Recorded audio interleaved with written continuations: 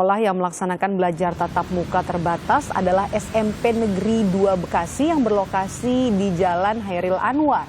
Sejak pukul 7 pagi sudah hadir di sekolah, mereka diwajibkan untuk menerapkan protokol kesehatan seperti mengenakan masker, pemeriksaan suhu tubuh, mencuci tangan, dan juga menjaga jarak selama berada di kelas.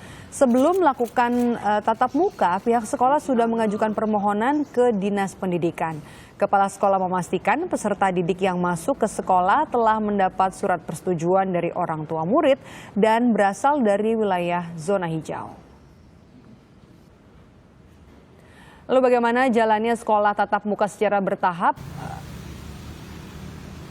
Setelah kami mendapatkan informasi, kami akan membuat permohonan, tentunya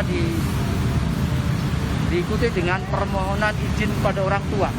Jadi anak yang datang hari ini itu adalah anak yang sudah diizinkan oleh orang tuanya, yang pertama.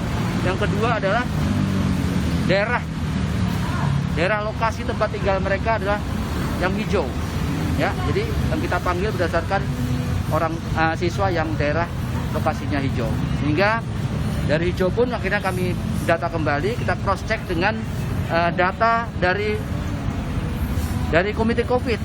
Sama enggak pernyataan orang tua yang nyatakan hijau dan data COVID Kota Bekasi yang hijau. Sehingga kita akan pantau jalannya belajar tatap muka secara terbatas di Bekasi, Jawa Barat bersama jurnalis Kompas TV ada Alexander Blegur di sana. Selamat siang, Alex. Jadi ada berapa jumlah sekolah di Bekasi yang sudah menggelar belajar tatap muka secara terbatas ini? Baik, Maides dan saudara, saat ini saya melaporkan ada di SMP Negeri 2 Kota Bekasi, di mana memang hari ini SMP 2 Kota Bekasi merupakan salah satu SMP negeri yang melakukan belajar tatap muka terbatas yang dimulai pada pukul 7 pagi hari tadi. Hal ini memang pada pukul 11 hari ini memang belajar tatap muka telah selesai dilaksanakan dan para siswa telah pulang kembali ke rumah masing-masing. Perlu diketahui juga memang saat ini SMP 2 Negeri Kota Bekasi merupakan salah satu sekolah SMP dan SD dari 110 sekolah di Kota Bekasi yang melakukan gelaran belajar tatap muka terbatas sesuai dengan edaran dari Dinas Pendidikan Kota Bekasi. Maidam. Alex, ini dikatakan terbatas karena kan jumlah siswa atau siswa yang bisa ikut belajar tatap muka di sekolah adalah siswa yang berasal dari zona hijau COVID-19. Ini kan artinya harus ada pantauan secara terus-menerus dari pihak sekolah.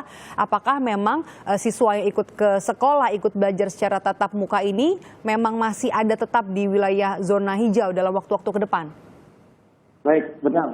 Memang selain peserta didik yang tinggal di lokasi zona kuning dan hijau, pihak sekolah dan dinas kesehatan memang memantau lokasi rumah peserta didik merupakan wilayah hijau dan kuning. Itu dikoordinasikan dari pihak sekolah kepada pihak puskesmas wilayah peserta didik, kelurahan peserta didik dan dinas pendidikan Kota Bekasi. Selain itu juga memang peserta didik yang mengikuti belajar tatap muka secara terbatas ini harus mendapatkan persetujuan tertulis dari orang tua siswa, karena memang hal ini untuk mencegah pandemi COVID-19 dan juga mencegah penyebaran COVID-19. Lalu bagaimana dengan orang tua yang tidak mengizinkan anaknya untuk belajar secara tatap muka langsung di sekolah dan juga anak-anak atau murid-murid yang berada di wilayah zona merah COVID-19, bagaimana cara mereka belajar? Baik, memang saat ini memang dari angket yang telah dilaksanakan oleh SMP Negeri 2 Kota Bekasi, hari ini hampir mencapai 60% dari kapasitas sekolah ini yang menyetujui bahwa perang siswa ini yang ingin mengikuti belajar tatap muka. Namun memang hal ini dilakukan belajar tatap muka ini selama beberapa hari kemudian sambil mengevaluasi, karena memang masih banyak siswa yang belum atau orang tua siswa yang belum menyetujui belajar tatap muka di sekolah itu dilakukan.